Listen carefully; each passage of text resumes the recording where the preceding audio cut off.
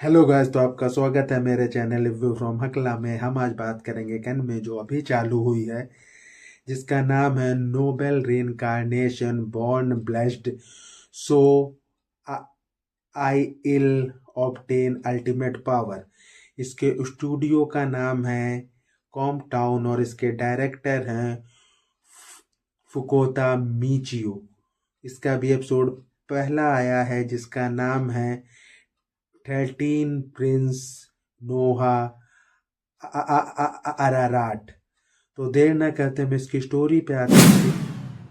तो इसकी स्टोरी चालू होती है कि एक जगह एक बच्चा पैदा हुआ है जो अपने फैमिली वालों को पहचान नहीं रहा है, क्योंकि उसे अपनी पास्ट लाइफ याद है।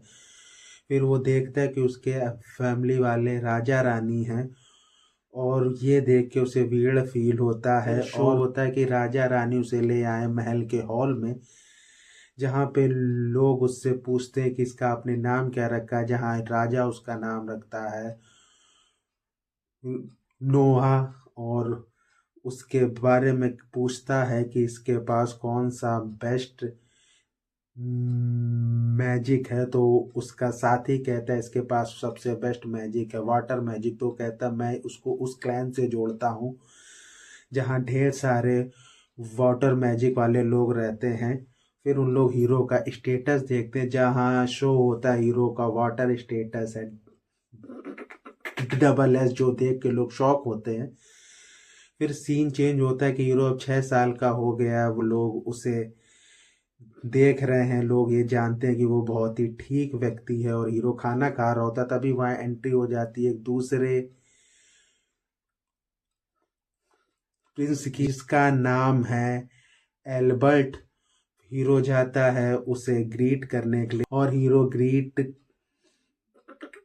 करता है उसे, क्योंकि उसे मालूम है ये नेक्स्ट राजा है। और हीरो ये चाहता है कि वो उससे एक तरह से उससे उसका कोई मैटर ना हो। और वो देखता है कि वहाँ उसका एक दूसरा भाई भी आया, जिसका नाम है हेनरी। तो हीरो की बात होती है, फिर जो प्रिंस है वो उसके लिए लेके आया है एक गिफ्ट, जो है एक सॉर्ड। जब वो सॉर्ड आ रही होती तभी फील होता है सॉर्ड में कुछ दिक्कत है। फिर प्रिंस उससे कहता है कि ये सॉर्ड उठाओ, और क्योंकि ये प्रिंस अब राजा बनने वाला है, तो हीरो भी उसकी बात मानता है। उसे वियर्ड फील होता तब भी वो उसे उठा लेता है। तब वहाँ पर एल्बर्ट कहता है कि सॉर्ड का नाम है लिवाइथन, और ये सबसे पावरफुल सॉर्ड है वाटर मैजिक के लिए, पर इसे आज तक कोई मास्टर नहीं कर पाया। पर इसीलिए मैंने इसे तुम्हें दिया, जिससे तुम इसे मास्टर कर पाओ। और हीरो कहता है ठीक है, मैं इसको रख लेता हूँ। और जब वहाँ से दोनों प्रिंस जाते हैं, तो प्रिंस हेनरी पूछता है कि तुमने उसे स्वॉर्ड क्यों दिया। तो ये कहता है ये बहुत ही जीनियस है, पर इसे मालूम होना चाहिए हर जीनियस व्यक्ति हर चीज़ सीख नहीं सकता। और वो लोग वहाँ से जाते हैं। तब हीरो को एहसास होता है उसकी जो एक नौकरानी है वो थोड़ी सैड फील करे, तो उससे पूछता क्या बात है। तो वो पूछती, तो वो बोलती है मेरे गांव में बाढ़ आ गई है, जिसकी वजह से मेरी माँ के पास कुछ नहीं रहा। तो लोग मुझसे कह रहे हैं, या मैंने फैसला लिया कि मैं यहाँ से जाऊँ रेड लाइट एरिया में, वहाँ अपने आप को बेच दूं, जिससे कि हमें मेरी माँ के पास पैसे हो आराम से जी पाए। हीरो कहता है तुम्हें जाने की नीड नहीं है, मैं तुम्हारी माँ को नौकरी देता हूँ, वो यहाँ रहें आराम से। और हीरो अपने दूसरे नौकर से कहता है कि मैंने फैसला लिया उस गांव को जहाँ बाढ़ आई है वो हम पूरा लैंड ले लेंगे, और जो जिनकी लैंड है उन्हें देंगे जो उन्हें पैसे चाहिए। और ये बात सुन के उनका नौकर बहुत ही शौक होता है, कहता है हमारे पास इतने पैसे नहीं। तो कहता है जो हमारे पास पहले लैंड है बेच देंगे, जिससे वहाँ के लोगों का कोई फायदा ना उठाए। और उन लोग वहाँ से उसी गांव जाने का फैसला लेते, तभी वहाँ आ जाता है प्रिंस हेनरी, जो उससे कहता है कि जो तुम्हें स्वॉर्ड दी गई है उसके पास एक अपना माइंड है, इसलिए तुमको ये कोशिश करनी होगी ये तुम्हारी बात माने, ऐसा उसे वो बोलता है। और बोलता है अगर हो पाए तो इस स्वॉर्ड का कभी यूज करना ही नहीं, क्योंकि इसने बहुत जाने लिए। हीरो कहता है ठीक है। फिर उन लोग वहाँ गांव पहुँचते हैं, जहाँ देखते हैं कि हर चीज हो गई है एकदम तहस नहस। फिर हीरो फैसला लेता, वो जाके देखेगा गांव की हालत क्या। तो उन लोग देखते हैं कि खाना बांटा जा रहा है, जो बहुत ही फालतू क्वालिटी का है, क्योंकि हीरो उसे खा के देखता है। फिर जो वहाँ का मेन जो उस गांव को देखता है वो आता है, और वो फूड टेस्ट करता, कहता है सही है, सही दे दो। ये बात हीरो को अच्छी फील नहीं होती, और हीरो उससे कहता है, पर वो उससे कहता है कि मैं तुम्हारी बात मानने लिए कोई बाध्य नहीं हूँ, मैं तुम्हें मार दूंगा। तब हीरो कुछ बातें बोलता है, जिससे स्वॉर्ड उसके पास अपने पास पहुंच जाती है, और हीरो उसे थोड़ी ही देर में टेम कर लेता है और उस आदमी को मार देता है। जिससे उसके साथी और जो सेना है वहाँ की, वो कहती है हम तुम्हें मार देंगे। तभी वहाँ कल जो सेना का मेन है वो आता है, और वो प्रिंस को पहचान लेता है और उनसे माफ़ी मांगता है, और वो फिर कहता है कि इन्हें अच्छा फूड दो। जिससे सब लोग हीरो की बोलते हैं जय। और हीरो ये सब देख के हर चीज़ ठीक या थोड़ा ध्यान दे के वापस राजा के पास जाता है, और उसे ये उम्मीद होती राजा उसे डांटेंगे, क्योंकि उसने राजा से पूछे बिना राजा ने जो लैंड गिफ्ट की थी उसने बेच दी। पर राजा उसके बारे में अच्छा बोलते हैं कि जो हमारे यहाँ के लोग थे, तुमने वहाँ जाके उनकी हेल्प की, ये बहुत ही अच्छी चीज़ है। इसलिए मैं चाहता हूँ तुम हमेशा हमारा साथ दो, और ये एपिसोड यहीं ख़त्म हो जाए।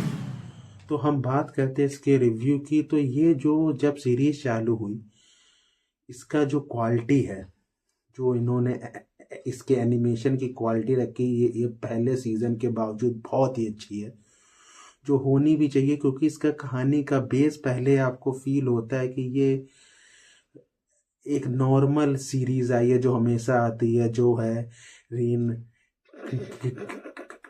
कार्नेशन के ऊपर। पर ये थोड़ी चेंज है इसमें, क्योंकि इसमें हीरो कहीं भी टाइम पास नहीं कर रहा है।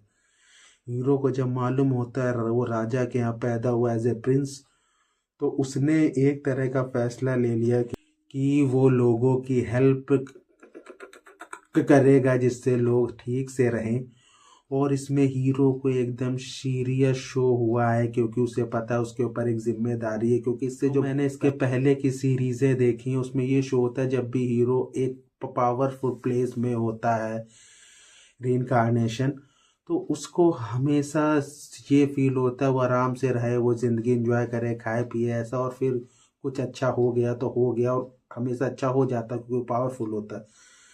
और उसमें ये शो होता है बस उन लोग जी रहे हैं, उसमें कोई जिम्मेदारी नहीं। शो इसमें शो हुई है कि हीरो जब पैदा हुआ, चाहे हीरो के पास पावर है, पर हीरो को ये फैसला लेना कि कहाँ कैसे जाना है, हर चीज़ की लेना ज्ञान की, हर चीज़ क्या है, कहाँ कैसे, मेरी जिम्मेदारी क्या, यह राजा की मैं हेल्प कैसे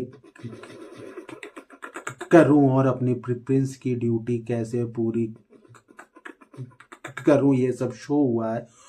और इसमें ये शो हुआ है कि हीरो को मालूम है कहाँ कैसे बात बोलनी है, क्योंकि जब उसके सामने उसका दूसरा भाई आता है जो अब राजा की रेस में सबसे फर्स्ट पे है, तो हीरो चाहता है उसकी बैड साइड पे ना आए। तो ये बहुत ही अच्छा शो हुआ है।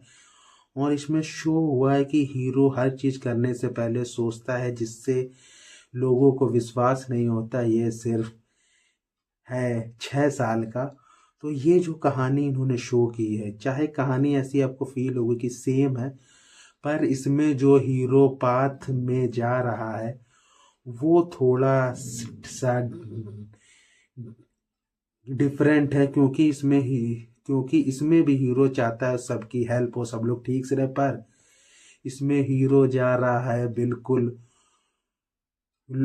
लॉजिकल वे में, हल्का सा भी वियर्ड शो नहीं होता। तो ये बहुत ही अच्छा। और जब हीरो वहाँ पैदा होता है, हीरो को अपनी पास्ट लाइफ याद है, उसके बाद भी वो ऐसे रहता है जैसे वो है एक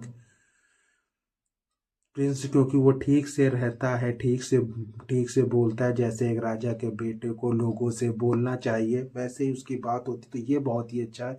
इन्होंने हर चीज पे ध्यान दिया है कहानी में कि कहानी बिल्कुल ठीक जाए, रियलिटी के ज़्यादा ही पास हो, क्योंकि इसमें इतना सीन बेस्ट फील होता है जब कहानी जाती, कहानी चाहे स्टोरी उन लोग उतनी फास्ट नहीं लेके गए, एकदम ठीक ठाक लेके गए, उसके बाद भी कहीं आपको बोर फील नहीं होता, क्योंकि कहानी बिल्कुल चल रही सीरियस, जो कहानी में होना चाहिए, ये बहुत ही अच्छा है।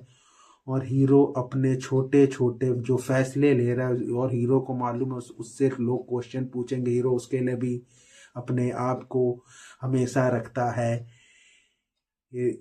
रेडी।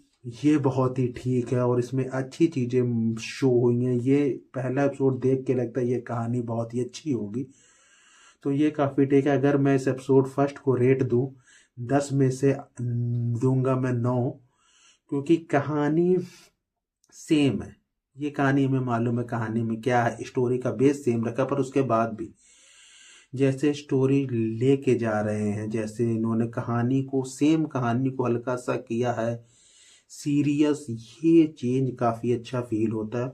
और दूसरा ये कि इसमें इन्होंने हीरो की एक दूसरी पावर रखी है कि जैसे जैसे उसके साथी होते जाएंगे उसका स्टेटस होता जाएगा चेंज, और पावरफुल होता जाएगा, तो ये देखने लायक होगा कि इसका आगे क्या यूज़ होगा।